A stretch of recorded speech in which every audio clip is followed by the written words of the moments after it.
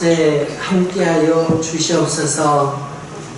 주님의 임재로, 주님의 영광으로, 주님의 이름으로 우리의 심령이 이 예배당이 가득하게 하옵소서. 이 시간 주의 말씀을 기다려오니 주님 우리에게 말씀을 주시옵소서. 예수님의 이름으로 기도하옵나이다. 아멘. 우리 옆에 분하고 인사하십시다. 반갑습니다. 환영합니다. 잘 오셨습니다. 네. 내가 왜 믿어야 합니까? 오늘도 이 질문에 대해서 대답하려고 합니다.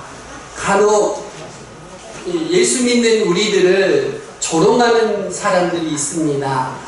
야, 너 유대인 들러리 아니야? 왜 한국 사람이 서양 귀신을 섬기는 거야? 이런 말 들어본 적 있으시죠? 과연 우리는 유대인의 들러리일까요? 과연 우리는 서양 귀신을 섬기고 있는 것일까요? 이 시간 같이 생각해 보겠습니다. 전에 가문과 전통을 중요하게 생각하던 한 직장 상사가 제게 있었습니다. 예수를 믿는 저에게 그분은 꼭 이런 식으로 농담을 했습니다. 내가 볼 때 말이야, 넌 아무래도 유대인 들러리 같아. 하나님은 그 사람들 신이지 우리 신이 아니거든. 자기 조상도 모르는 주제에 다른 나라 신을 섬기면 되겠냐?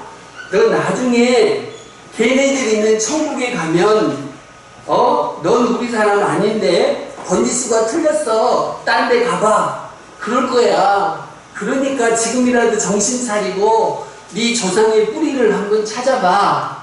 이렇게 조롱했습니다. 여러분들도 이런 소리 들어본 적 있을 것이고 또 그런 생각을 하시는 분도 계실 것입니다. 그런데 정말 과연 그럴까요? 물론 우리 것은 소중하고 당연히 지킬 만한 것입니다. 그런데 그 뿌리를 어떻게 보느냐가 대단히 중요하지요. 오래전에 제비몰로 나간다. 우리 것은 소중한 것이요. 생각나십니까요? 예. 유명한 판소리 명장 고 박동진 옹이 하셨습니다. 그런데 이분은요, 여러분, 교회 장로님이셔요. 교회 장로님이신데 우리 것은 소중한 것이요 그렇게 하시면서도 교회 장로님으로서 왜 믿음을 가지고 살면서 예수님의 복음을 판소리로 불렀을까요? 이분은 장로님이십니다고요. 우리 것은 소중한 것인 줄 아시면서도 예수님을 믿었고 또 복음을 판소리로 부르기까지 했습니다. 왜 그랬겠습니까요? 한때 단군교회 교주여서 엄청난 부와 권력을 누렸던 김혜경 씨가 계십니다요. 이분이 나중에 목사가 되네요. 그리고서는 빈털터리가 되어버렸습니다요. 왜 단군교회 교주로서 엄청난 부를 누리고 권력을 가졌던 사람이 빈털터리 목사가 되었을까요? 여러분, 그분들은요, 우리 조상들보다 더 오래전으로 거슬러 올라가서 그 뿌리인 참된 하나님을 만난 것이기 때문입니다요. 인류가 처음부터 이렇게 국가와 민족 단위로 나누어져 있었을까요? 거슬러 올라가고 올라가면 처음부터 대한민국, 일본, 중국, 미국, 영국 뭐 이런 식으로 나누어져 있었을까요? 요즘은 인터넷 세상이 되다 보니까 점점 경계선이 희미해지는 것입니다. 그리고 처음에는 최초의 인간이 있었고 그 인간을 만드신 하나님이 계시지 않았을까요? 모든 민족과 우리 민족의 뿌리는 아담이고 하나님이라고 말씀합니다. 성경은 그렇게 말씀하는데 그 흔적이 과연 있을까요? 자, 우리의 조상이 아담이고 아담을 만드신 분이 하나님이시라면 우리가 섬기는 하나님은 유대인만의 하나님이 아니고 우리의 하나님이기도 하십니다. 오늘은 그 흔적들을 한번 거슬러 올라가 보려고 합니다. 먼저 모든 인류의 뿌리가 하나입니다. 모든 인류의 뿌리가 하나입니다. 첫사람 아담의 후손들이 죄에 빠져가지고 하나님께 도전하며 바벨탑을 쌓습니다. 그것이 오늘 읽은 본문의 내용입니다. 그곳이 시날 평지, 오늘날로 보면 수메르 지역입니다요. 그때까지 온 땅의 언어가 몇 개였어요? 하나였습니다요. 그때 사람들이 벽돌을 견고히 굽고 쌓아서 우리의 이름을 내고 온 지면의 흩어짐을 면하자라고 합니다. 이름을 내는 것은 명예욕이고 하나님이 미워하시는 교만입니다. 그래서 하나님이 이들의 언어를 혼잡하게 하시지요. 이제 말이 통하지 않으니까요. 일을 같이 하겠습니까요? 일을 같이 못합니다. 탑을 더 쌓을 수가 없습니다. 그리고서는 온 세상이 흩어져서 그때부터 여러 민족으로 나누어진 거예요. 그것이 바로 인류 민족들의 기원이 되고 있습니다. 이것이 한 민족이 여러 민족으로 나누어진 계기가 되는 거예요. 바벨탑 사건을 계기로 해서 사람들이 흩어지면서 여러 민족으로 나누어진 것입니다요. 수메르 지역의 사람들이 흩어지면서 일부가 한반도에까지 흘러온 거예요. 그들이 우리 민족의 시작이 되는 것입니다요. 오늘 본문은 언어를 이야기합니다. 다시 언어를 생각해 봅니다. 언어는 기원조차 알 수 없지만 이 언어는 우리 인간만이 가지고 있습니다. 아무리 영리한 동물이라고 해도 언어와 비슷한 것조차 말할 수가 없어요. 가끔 앵무새가 따라한다, 개가 내 말을 알아듣는다 하지요. 아주 저급한 수준의 언어일 뿐입니다. 우리가 가지고 있는 이런 언어는 그들은 상상도 하지 못하고 가질 능력도 없습니다. 그런데요, 아무리 뛰어난 동물이라도 언어를 가질 수 없지만 미개해 보이는 부족이라도 대단히 복잡한 언어를 가지고 있어요. 여러분, 이렇게 언어가 달라졌지만 바벨탑 사건을 통해서 언어가 나누어졌지만 각자의 문화 속에 하나님과 이스라엘의 문화를 담고 있더라는 것입니다. 이것이요, 아주 놀라운 역사적인 사실입니다. 첫 번째 사례입니다. 동계 올림픽이 열리기도 했던 일본의 나가노 지역이 있습니다. 이 나가노 지역에는요, 모리아산이 있는 거예요. 모리아산 혹시 생각나십니까요? 일본에 모리아산이 있습니다. 성경에 나오는 모리아산과 이름이 똑같아요. 이 지역에 가면 모리아산에 강림하는 모리아 신께 제사하는 신사가 있어요. 신사가 있어요. 사당이 있습니다. 그곳에서는 매년 4월 15일이 되면 행사를 하는데요. 놀랍게도 모리아산에서 아브라함이 이삭을 바치던 모습을 그대로 재현하고 있습니다요.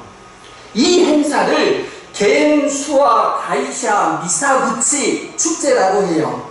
사실 저는 일본어 전혀 모릅니다. 그냥 이렇게 자료에 써져 있어서 읽어드립니다. 미사구치라고 하는데 미가요, 히브리어로 무엇으로부터입니다. 그 다음에 이삭부입니다. 성경이 누가 생각나셔요? 이삭입니다. 치, 원래 무엇으로부터라는 뜻입니다. 그러니까 미사구치라는 단어는 이 축제의 이름인데 원래 이삭으로부터, 이삭에서 비롯된 이란 뜻이에요. 게다가 이 축제는 이스라엘 6월절과 같은 니산월 4월 15일, 일본의 4월 15일에 열리고 있어요. 축제 때 벌이는 의식을 보면 더 놀랍습니다. 어떤 의식이냐면 산당 앞에 모리아라고 불리는 제사장이, 한 제사장이 8살짜리 한 사내 아이를 손발을 묶습니다. 그리고 제단에 올려놓고요, 단도를 들어서 죽이려고 합니다. 바로 그 순간에 다른 제사장이 등장해서 그의 행동을 제지합니다. 그러면서 준비해둔 사슴 75마리를 들고 아이를 구해냅니다. 마치 어디가 생각나십니까요? 아브라함이 이삭을 바치려던 바로 그 과정과 너무나 똑같은 거예요. 이 전통 축제가 말하는 것이 무엇입니까요? 바벨탑 사건 이후에 사람들이 흩어지면서 일본까지 흘러왔고, 그 사람들은 바벨탑 지역에 살면서 전해 들었던 전통을 그대로 일본 문화 속에 내려놓았던 것입니다. 뿌리가 하나라는 증거입니다. 두 번째 사례입니다. 과연 그러면 우리나라는 어떨까요? 여러분, 우리나라에는 단군설화가 단군설화가 있습니다. 사실 우리나라는 불교국가가 아니에요. 사실 우리나라는 유교국가도 아닙니다. 규원사화라고 하는 역사서를 보면 우리 민족은 하늘에 제사하는 신령한 민족이었어요. 홍익인간의 이념을 보시면 삼위일체 사상이 등장합니다. 여러분, 홍익인간 이념 아시지요? 화인이 화lum을 세상에 내려보냅니다. 내려보내면서 뭘 주지요? 천부인 세계를 주게 됩니다. 이 환희는 하나님, 화lum은 예수님, 천부인 세계를 성령님으로 봐도 크게 틀리지 않습니다요. 삼국유사, 삼국사기 저자인 일련과 김부식이 중국 사대주의 사상에 물들어서 많은 역사 왜곡을 했다고 해요. 학교 다니는 분들은 다 기억나실 겁니다요. 단재 신채호 선생이 그렇게 주장을 합니다. 그러면서 단체 신채호 선생은 이렇게 말합니다. 우리 민족이 원래 하늘에 제사하던 신령한 민족이라는 겁니다. 단군설화는 천군을 섬기던 하나님을 섬기던 풍습에서 비롯된 것이라고 단재 신채호 선생은 말하고 있습니다. 여러분, 고인돌 아시지요? 고인돌이 원래는 제단이었습니다. 제사하는 제단이었어요. 그 주변에다가 제사장을 묻다 보니까 무덤으로 인식된 것일 뿐이지요. 자, 세 번째입니다. 세 번째 사례. 우리나라하고 이스라엘하고 비슷한 점을 한번 말씀을 드려봅니다.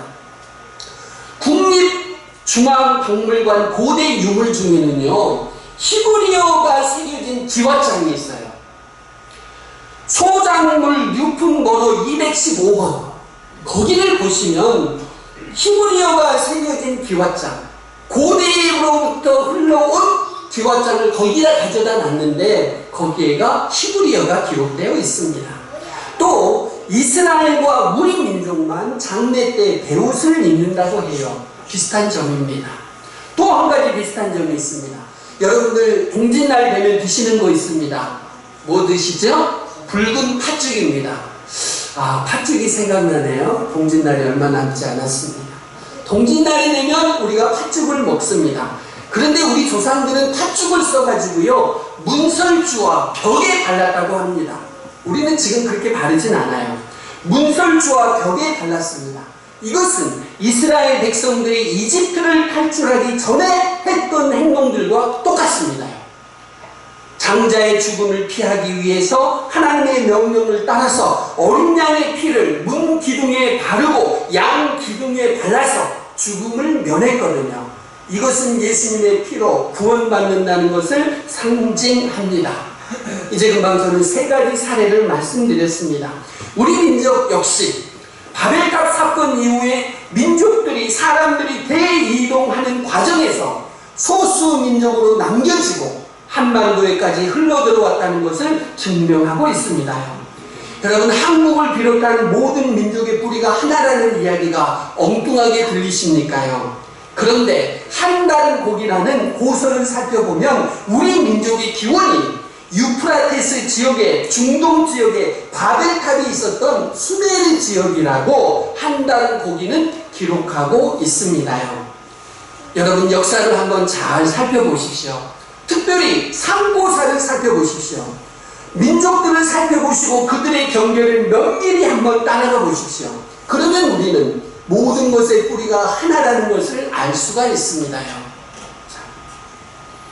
모든 민족의 뿌리는 하나입니다. 하나님은 유대인만의 하나님이 아니요, 하나님은 모든 인류의 하나님입니다. 기독교는 이 하나님을 예배하는 것입니다요. 하나님이 유대인만의 하나님이 아니시고 우리의 하나님이시기도 하다면 우리는 유대인의 들러리가 아니고 자랑스러운 하나님의 백성입니다요. 두 번째입니다. 이야기를 보면 구원이 보입니다. 이야기를 보면 구원이 보입니다. 사람들은 이야기를 참 좋아하지요. 우리 성도님들도 딱딱한 교리 설교보다는 이야기 설교를 좋아하십니다. 영화, 드라마, 연극 모두 다 꾸며진 이야기, 픽션, 허구이지요. 허구라는 것을 알면서도 사람들은 여기에 빠져듭니다. 그런데 여러분, 많은 이야기들이 있는데 그 이야기들 속에 원형이 있어요. 원형. 원형이라는 것은 처음에 만들어진 모형, 모델 이런 뜻입니다요. 아무리 이야기가 많이 변형된다고 해도 그 이야기에는 원형이 있는 거예요. 자, 물론 원형을 완전히 벗어난 엉뚱한 이야기들도 있기도 합니다. 하지만 대부분의 이야기에는 원형을 담고 있어요. 형사, 콜롬보, 반지의 제왕, 포레스트 검프 등으로 유명한 시나리오 작가가 있는데요. 로버트 버키라는 사람이 이렇게 이야기를 정리합니다. 이야기는 어떤 사건에 의해 삶의 균형이 무너진 주인공이 그것을 회복하기 위해서 여러 적대적인 것들과 맞서면서 자신의 욕망을 추구해 나가는 것이다. 왜 제가 이야기를 하냐면 우리가 많이 하고 있는 이야기들 속에 처음부터 하나님이 창세기 속에 가지고 있었던 그 이야기들을 많이 담고 있고 기독교가 주장하는 그 이야기들을 우리가 흔히 하고 있는 이야기 속에 담고 있더라는 것입니다요. 인간의 삶이 죄로 무너졌고 균형이 깨졌습니다. 이것이 우리의 현실이죠. 그래서 사람들은 메시아를 통해서 하나님과의 관계를 회복하려고 합니다. 영생이라는 궁극적인 욕망을 실현하려고 하지요. 이 과정에서 방해하는 세력과 맞서서 그것을 쟁취하려고 합니다. 이것이 바로 이야기의 원형입니다요. 이야기 중에 주리에 속하는 이야기들은 대부분 이 원형을 담고 있습니다요. 성경의 이야기가 바로 이것입니다요. 죄로 인해서 인간이 무너지지요. 하나님은 그런 인간을 구원하기 위해서 예수 그리스도를 이 땅에 보내십니다. 그리고 예수님이 사람들을 구원하시고 마침내 승리하십니다. 이 이야기가 우리가 흔히 알고 있는 이야기 속에 많이 담겨 있더라는 거죠. 권선징악을 다루는 이야기, 원수를 향한 복수극, 숭고한 사랑 이야기, 위험과 공포를 극복하는 이야기, 전쟁과 영웅 이야기, 외계에 대한 상상, 멸망, 생존 이런 것들을 다루는 공상과학, 이 모든 이야기들을 살펴보시면 정도의 차이가 있지만 구원을 담고 있는 거예요. 균형이 있습니다. 그 균형이 깨집니다. 그 균형을 깨진 균형을 다시 회복하려는 주인공이 등장하고, 주인공은 모진 고난 속에서 어려움을 겪지만 마침내 주인공이 이기고 승리하더라, 균형을 다시 회복하더라 하는 이야기가 우리들이 하는 이야기의 대부분입니다. 여러분들이 드라마를 보다가 열받는 경우는 언제입니까요? 주인공이 고생만 하다가 끝나버리잖아요. 그녀는 열받아. 아니, 주인공이 나쁜 놈을 이겨야지, 잃어버린 자식을 찾아야지, 헤어진 애인을 다시 만나야지, 그래야 여러분들의 마음이 행복하잖아요, 드라마를 보면서. 근데 주인공이 그것을 이루지 못하고 끝나버리면 우리는 너무나도 우리 마음이 좀 불편하죠. 그러면서 왜 작가가 이러는 거야, 저 작가 다시는 드라마에 못 나게 오게 합시다, 뭐 이런 말들 좀 하거든요. 우리는 모두 다 우리의 이야기 속에, 우리의 사상 속에 구원을 소망하는 마음을 담고 있는 거예요. 성경은 첫 부분부터 죄와 쫓겨남, 죄를 덮는 이야기, 회복에 대한 열망, 그리고 약속의 예언을 담고 있습니다. 선악과를 따먹지 말아라 경고하시지요. 그런데 어깁니다. 그래서 하나님이 아담과 하와를 쫓아내시지요. 벌거벗은 그들에게 동물의 가죽으로 만든 옷을 입혀주십니다. 반드시 희생이 있어야만, 피를 뿌린 희생이 있어야만 부끄러움을 덮을 수 있다는 것입니다. 이것을 눈으로 보고 알게 하신 것입니다. 이것이 성경의 이야기거든요. 이야기의 원형, 구원의 개념이 성경에 담겨 있고 그것들이 우리 이야기 속에 많이 있다는 것입니다. 예를 들어 보겠습니다. 춘향전. 오랜 세월부터 우리는 춘향전을 알고 있습니다. 구전된 춘향전이 이제는 기록되어 남아 있습니다. 이 춘향전의 이야기가 성경의 원리와 상당 부분 일치합니다. 춘향이 이야기를 좀 해보겠습니다. 춘향이는 원래 조신한 교수지요. 그런데 기생 월매의 딸로 천한 신분입니다. 죄인으로 태어난 인간을 상징하는 거예요. 아무리 고고하게 살아도 이 춘향이는 양반과 결혼하는 이외에는 신분 상승이 불가능합니다. 마치 우리 인간의 모습입니다. 그런데 이몽룡이 등장하죠. 이 이몽룡이는 그리스도를 상징합니다. 인간은 하나님의 외아들인 예수님을 통해서만 구원을 받을 수 있습니다. 서로 사랑하는 춘향이하고 몽룡이가 혼인하면 춘향이는 사또의 며느리가 되고 몽룡이의 아내가 됩니다. 기생이 딸이었던 과거는 중요하지 않게 되죠. 그런데 몽룡이가 과거를 보러 한양에 간 사이에 새로운 사또가 등장하지요. 누구지요? 변학도가 부임을 하게 됩니다. 이 탐관오리 변학도가 사탄 마귀를 상징합니다요. 그는 마을 처녀들과 춘향이에게 정절을 포기하고 수청을 들라고 하죠. 잘 모르는 이야기니까요. 춘향 이야기 다 아시죠? 제가 다 아는 이야기 합니다. 지금 어려운 이야기 하는 거 아니에요. 변학도가 마을 처녀들하고 춘향이한테 그냥 저녁에 자기 방에 들어오라고 해요. 많은 처녀들이 굴복하지요. 그런데 춘향이는 몽룡이가 와서 자기를 구해줄 것을 믿고 끝까지 거부합니다. 수절하고 나중에 옥살이까지 합니다. 그러면서도 정절을 지키지요. 이후에 몽룡이요 과거에 급제하지요. 과거에 급제합니다. 오사가 되어 그런데 신분을 숨긴 채 아주 남루한 옷차림으로 고향에 나타납니다. 이것을 보고 사람들은 어떻습니까? 실망합니다. 아이고 춘향이가 그렇게 기다리던 몽룡이가 왔는데 완전히 거지꼴이 돼서 왔네. 실망하죠. 우리 예수님의 모습입니다. 예수님이 총구석 나라사렛 목수의 아들로 낮은 자의 모습으로 오니까요 사람들이 실망하고 예수님을 배척합니다. 선지자가 고향에서는 환영을 받는 자가 없느니라. 예수님이 하신 말씀이에요. 영원히 열리지 않은 이스라엘 백성들은 슈퍼맨 같은 정치적인 구세주를 기대했다가 외적인 모습만 보기 때문에 예수님을 보고 하나님의 아들인 줄 알아보지 못했습니다요. 마침내 춘향이가 기다리던 몽룡을 만납니다. 몽룡의 모습이 뜻밖이지만 그래도 사랑을 포기하지 않고 배신하지 않습니다. 이 춘향이가요 우리 진실한 성도들의 모습과 같습니다요. 예수님을 성전에서 기다리던 안나 선지자 생각나시지요? 시므온 생각나실 거예요. 이런 사람들이 이제 춘향이와 비슷합니다. 숨어있던 몽룡이 마침내 결정적인 순간에 마패를 탁 꺼내들지요. 그리고 의사출도를 감행합니다.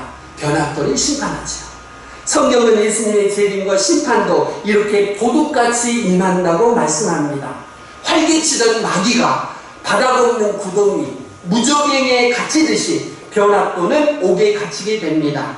춘향이는 그리워하던 몽룡이하고 혼인을 하고 그의 신부로 좋은 집에서 호감하며 오래오래 잘 살더라 하는 이야기 아닙니까요? 우리 성도님들도 마찬가지예요. 영원한 천국에서 신랑 되시는 예수님과 즐겁게 살게 될 것입니다. 그것이 춘향전의 이야기입니다. 신청전 이야기, 신청 이야기 잘 아시죠? 신청전에는 물론 불교적인 요소도 많이 등장합니다. 하지만 그 이야기 속에는 구원을 압축시켜 놓았습니다. 조선이 지극한 딸 신청이가 눈먼 아버지 심학규의 눈을 뜨게 하기 위해서 스님에게 약속한 공양미 300석에 팔려나갑니다요. 심학규는 이 사실을 나중에 알게 되고 밴더 거몸한테 이용당해가지고 모두 다 탈탈 털리고 맙니다. 신청이가 어떻게 됩니까요? 죽어서 영궁으로 갑니다. 그리고서는 연꽃이 되어서 인간에게 다시 돌아오지요. 왕후가 되고 맹인들을 위해 잔치를 벌입니다. 심학규가 그 잔치에 왔다가 딸을 만납니다. 눈을 번쩍 뜨게 되죠. 신청이 이야기입니다. 이 신청이가요 그리스도를 상징합니다. 부족하고 눈이 열리지 못해서 부족하고 눈이 열리지 못한 사람들을 위해서 은 30개에 팔려서 죽게 되신 예수 그리스도. 그분은 부활해서 마귀의 포로로 이용당하던 사람들을 구원하십니다. 천국 잔치를 베풀 때 구원받은 성도들을 초청하시죠. 그리고 천국에서 구원받은 성도들은 보지 못했던 것을 눈을 활짝 열어가지고 모두 보고 확실히 알게 될 것입니다. 여러분들, 이렇게 우리가 흔히 아는 이야기들의 구조적인 특성들을 살펴보면 이야기의 원형이 보입니다. 구원이 보입니다. 그러므로 여러분들이요, 민족을 따지기 전에 그 뿌리를 살펴보시고 하나님이 다른 사람들, 유대인만을 위한 신이 아닌 것을 아시기를 바랍니다. 우리 조상들은요, 바벨탑 사건 이후에 한반도까지 흘러온 것입니다. 수메르 지역에서 한반도까지 왔습니다. 이 과정에서 성경과 구원의 개념을 우리가 흔히 알고 있는 이야기 속에 담아 두었던 것이지요. 사랑하는 성도 여러분들이요, 왜 내가 꼭 기독교 예수를 믿어야 합니까? 질문하는 분들이 계십니다. 왜 한국 사람이 유대인 하나님을 얘기해야 합니까? 우리는 유대인의 들러리 아닙니까? 왜 한국 사람이 서양 귀신을 섬겨야 합니까? 질문을 합니다. 이 질문에 대해 답을 드립니다. 첫 번째, 모든 인류의 뿌리는 하나입니다. 창조주 하나님과 최초의 인간 아담입니다. 그래서 우리는 섬기는 하나님은 단지 유대인만의 하나님이 아니며 우리의 하나님이시기도 합니다. 두 번째입니다. 모든 민족, 여러 민족의 이야기를 보면 이야기의 원형, 구원이 보입니다. 이야기의 구조적인 특성에 이야기의 원형, 구원이 보이는 거죠. 그러므로 하나님은 유대인만의 하나님이 아닙니다요. 우리 한민족의 하나님이시기도 하고 모든 인류의 하나님이십니다요. 우리는 모든 인류의 하나님, 창조주 하나님을 예배합니다. 그러므로 결론적으로 우리는 단지 유대인만의 들러리가 아니고 구원받은 자녀요, 구원받은 하나님의 백성인 줄로 믿습니다. 이것이 우리가 예수님을 믿어야 하는 또 하나의 이유입니다. 기도하시겠습니다. 제가 기도합니다. 하나님 아버지, 감사합니다. 가끔 너희는 유대인 들러리 아니야? 한국 사람이 왜 서양 귀신을 섬기는 거야? 조롱을 받습니다. 우리가 말씀 속에서 또 우리의 문화 속에서 하나님이 유대인만의 하나님이 아니시고 우리 한민족의 하나님이신 것을 확인했습니다. 아버지 하나님, 우리가 믿는 하나님이 우리 민족의 하나님도 되신다는 것을 우리 모두가 확신하게 하옵소서. 우리를 만드신 하나님, 모든 인류를 만드신 하나님, 나라의 흥망성쇠를 주장하시는 하나님, 나의 생사와 복을 주장하시는 이 하나님을 진심으로 예배하게 하옵소서. 예수님의 이름으로 기도하옵나이다. 아멘. 찬송하시겠습니다.